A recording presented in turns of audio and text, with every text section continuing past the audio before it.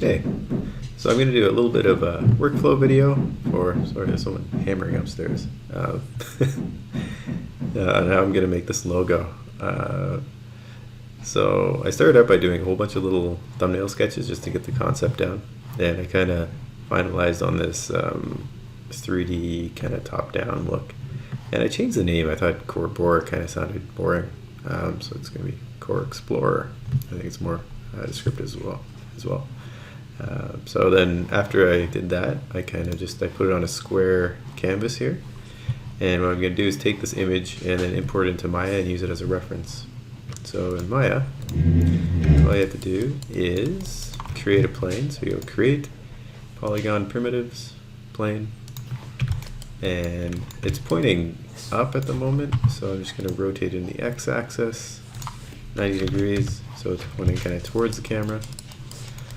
And then I'm going to select it, right click, assign a new material. I'm going to select the Lambert material, and beside color I'm going to select this little checker box here, and then file, and then little folder, and then I'm just going to grab that logo I created in Photoshop, and then open that up, and there you go. I have a reference image for my 3D model, which I'm going to start now.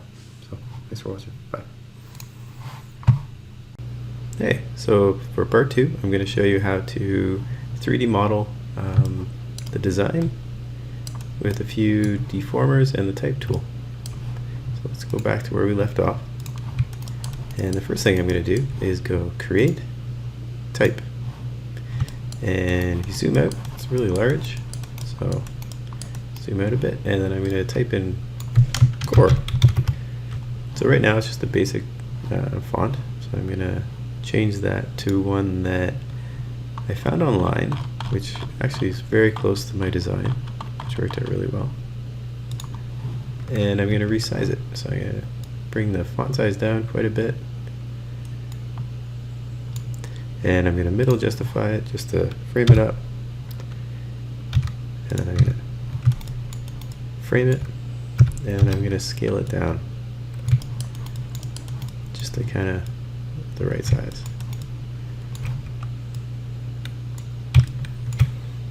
Always remember to keep your reference kind of open. And yeah, so what I'm going to do now is use some deformers to actually get that kind of curve along the top and kind of that forced perspective look.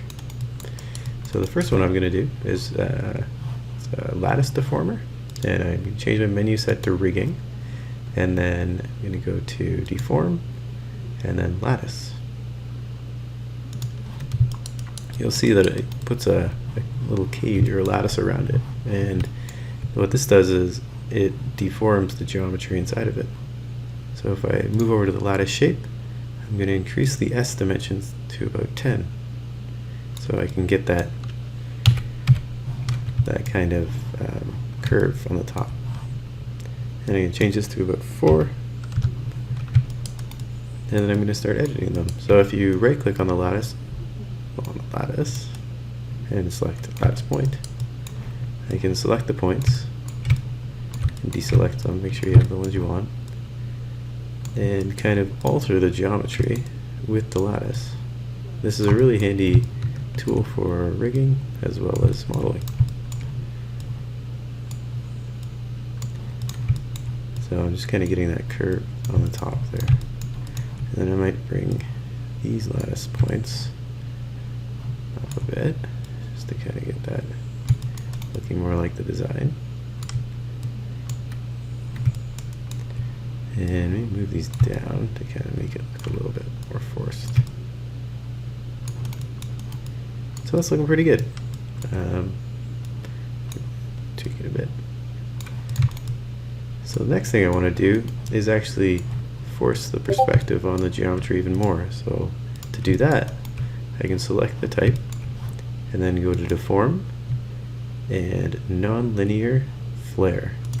So this is a neat little tool, so you can actually flare out the bottom of the, or the top, and kind of give that forced perspective on the geometry. I'm just going to bring up the top a bit, and then push it a bit more.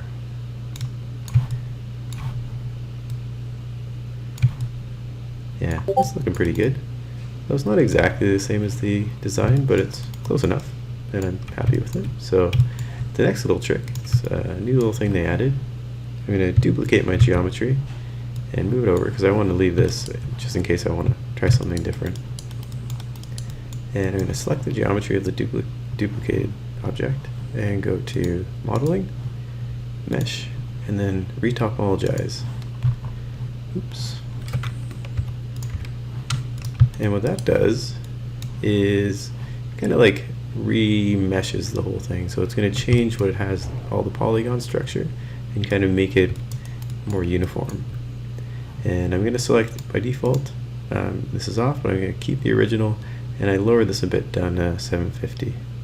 So if I hit Retopologize, see, it built this kind of like kind of a rocky looking topology around it. So I thought that was a pretty neat effect. And the last thing I want to show you how to do is how to do some rendering. So I'm going to render with Arnold. And so the first thing I have to do is create a light. So if you go to the Arnold tab here, select light, then grab that light and move it kind of towards the object you're going to render. Rotate it, maybe it's more of a down shot here. And then I'm going to open up the render editor, or the rendering window. So that's this little play button here. So you'll see it pops up pretty quick. But I don't really like this shiny effect, and that's because of the material of the type. So if I move over, select the type and go to the last over here in the attribute editor, I'm going to change the type of the material to AI standard service. So that's an Arnold shader. So when I render this, it'll have a more opaque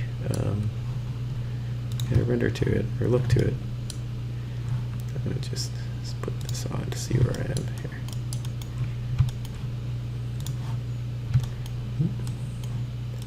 There we go. So yeah, and that's how I did a really quick little modeling for this. Yeah. Hey, so for this part of the tutorial, I'm going to add some color and texture to this design. So this is where we left off. So in order for me to add color to these objects, I have to actually map the UVs. So that's UV coordinates. So if we open up the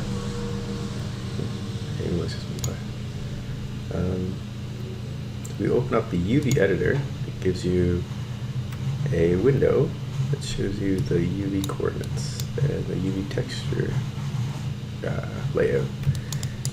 So when I select an object, this pops up. Now I've already gone around and unwrapped all these, so I'm going to just do a brief demo on how to do that. So first go up to UV, and then go camera based, and you'll see it just gives it a representation of what the camera is looking at. And now I want to flatten this and paste it onto here.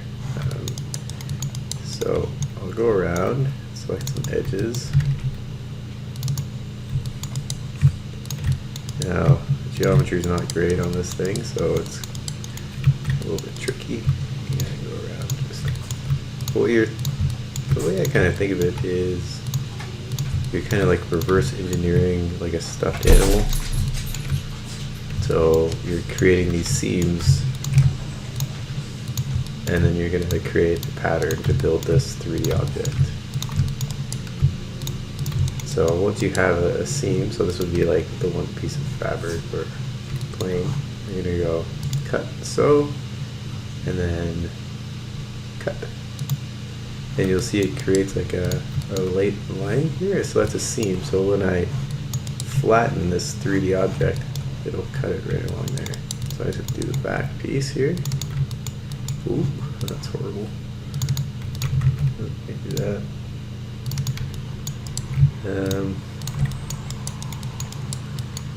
So I'm just going to go around here. Now you want to hide these seams as well. So you want to, say you're unwrapping a character, you'd want to put it like through the armpit and where you can't really see it. So, because some normal maps and some other types of maps, you can really see the seams, and so you want to hide them as best you can. And I'm going to cut this. And then I'm going to do one more along because this middle piece needs to flatten out as well. I think I got that. That works fine. Cut. Whoops. Cut. So now that I have all my seams cut here, you see, I'm going to select the UV shells and then go modify and unfold. And you'll see it came out as 3 pieces. So it's flattened the 3D object, and so that's the middle piece, and kind of average the size for me as well. So all you have to do is scale them down and put them within this lighter square here, because that's where your texture space is. It's the back one. And because this is the back, I usually make it a bit smaller because I won't even be seeing that. And you'll see this, so I'll keep this somewhat the same size. So once you have all that done, you'll have to merge it with the rest of your objects. As you can see, I've already laid these out. So the easiest way to do that is to select all the objects and then go Mesh, Combine. And then I have to lay them out with the other ones. And you may have to make sure none of them are overlapping, because if they overlap, then you'll be painting on 2 pieces, which can be a positive sometimes. Like say you want to reuse a texture map, and they use that in games a lot, or a texture coordinate. So I'm just going to organize these so they all fit together.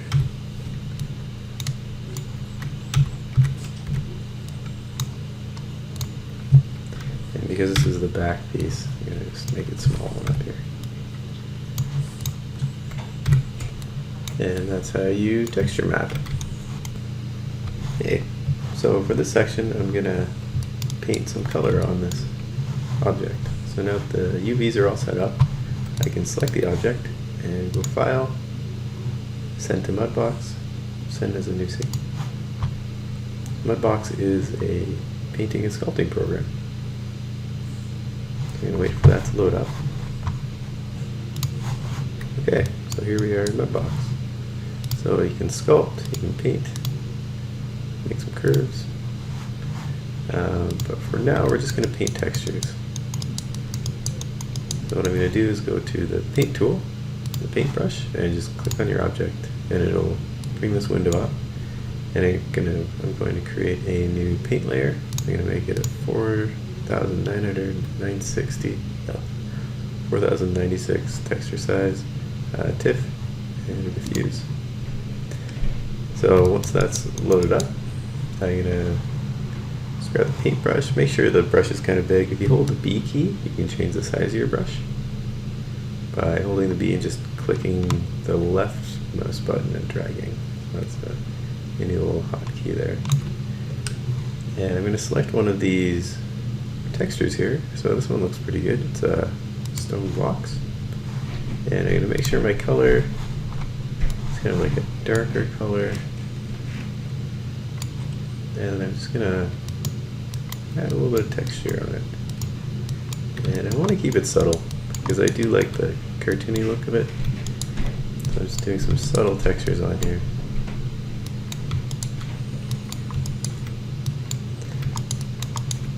Just to give it a bit of a earthy, rocky look to it.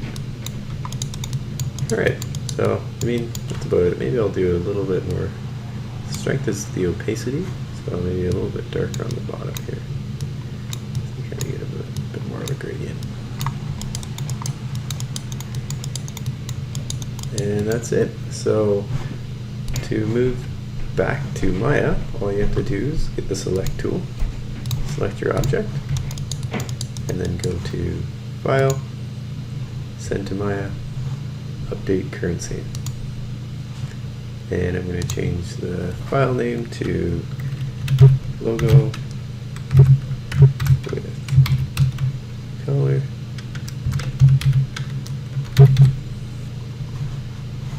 And default path, and select OK. Okay, so I'm going to finish off this design, and now we have the texture on there, and it's back in Maya. So I'm going to add in, let's change my camera 1. A neat trick I use is I put a key on the camera. So if you select the camera, I put a key right on the first frame, so I can always go back to that same camera view. So it's kind of like my reference. So I always keep that kind of locked. So I'll just key all keyable. So now if I move my camera and I want to go back to my original view, I can just do that easily by just clicking the time slider.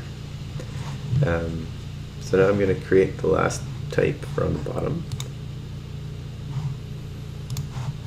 the Explorer. So I'm just going to create type and then zoom out a bit. We'll call this Explorer. And size it down quite a bit.